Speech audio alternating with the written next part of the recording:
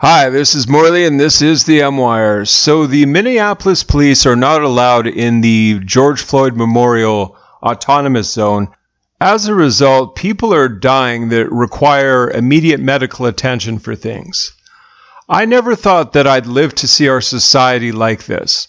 So essentially what people have to do if somebody is critically injured, they have to take them to some corner outside of the autonomous zone for them to get medical attention. And of course, as we're going to see in this article, it's usually too late and these people die. But hey, this is a democratic state. I mean, if I was the governor of Minnesota, I'd have the National Guard in there so fast to take down this autonomous zone, it would make their head spin. If it's necessary, it's necessary. If the police can't go to certain areas, I realize that's because of gangs in certain areas and stuff, then they have no authority. They need to take back the authority. They just need to go in there with whoever they have to go in there with to go in there. I mean, what if there was a fire? Do you just let the fire consume as much property until it burns out because they won't let the fire department in? Like, this is absolutely asinine. Let's get into this. Police refuse to enter George Floyd Autonomous Zone. Force bleeding woman to go to them. Minneapolis police are refusing to enter the George Floyd Autonomous Zone, with emergency responders instructing a bleeding woman who was pushed out of a window to go to them.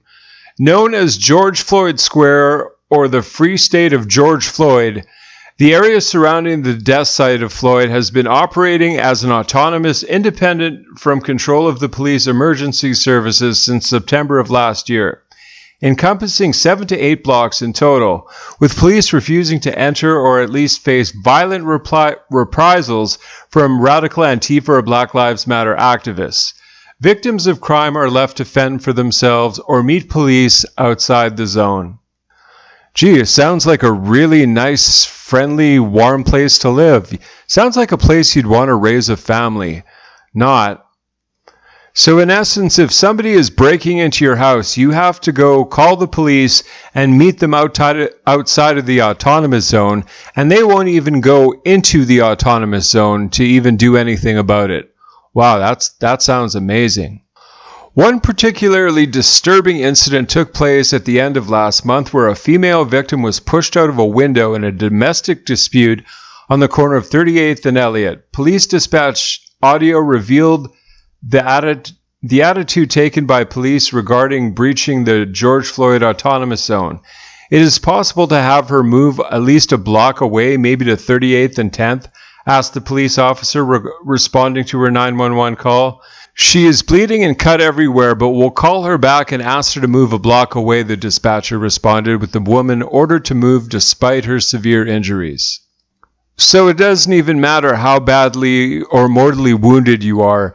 You have to either get to outside of the autonomous zone for help, or you basically just don't get help. That's essentially where this is at. Multiple people have died within the George Floyd Autonomous Zone, with the police unable to respond to their calls. Lanisha Columbus, a pregnant black woman, was shot in the zone, and police officers set up their staging half-mile away from the incident.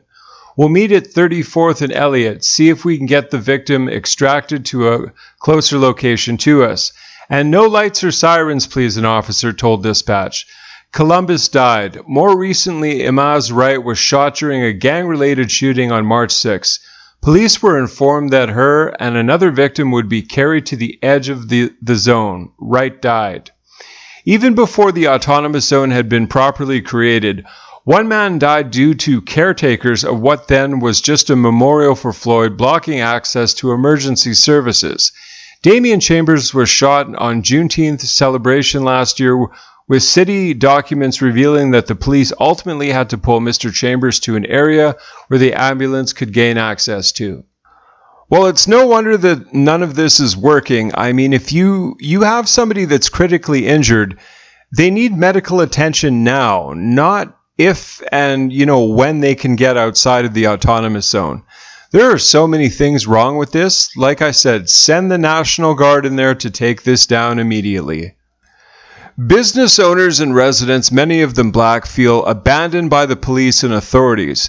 "The city left me in danger," said Alexander W., the owner of Smoke in the Pit restaurant, to the New York Post last month. "They locked us up in here and left us behind," he added, saying that they have no food or water either.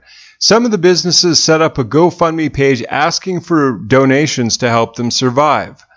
The border to the autonomous zone is currently guarded by Antifa activists. National File reported last month that the activists had threatened a reporter, telling him he would be in a bad situation in a second if he didn't leave.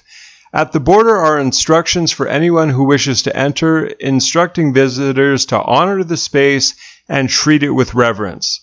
White people are specifically asked to decenter themselves and monitor other white people for any problematic behavior. So their cause is now essentially taking the place over human lives. Whether people live or die or not is secondary to their cause. I don't even know what to say about this. Like I say, I mean, it's a democratic state. I guess you can't really expect any more or less from something like this. Thank you very much for coming along with me to my video. Please remember to like, comment, share, and subscribe. God bless.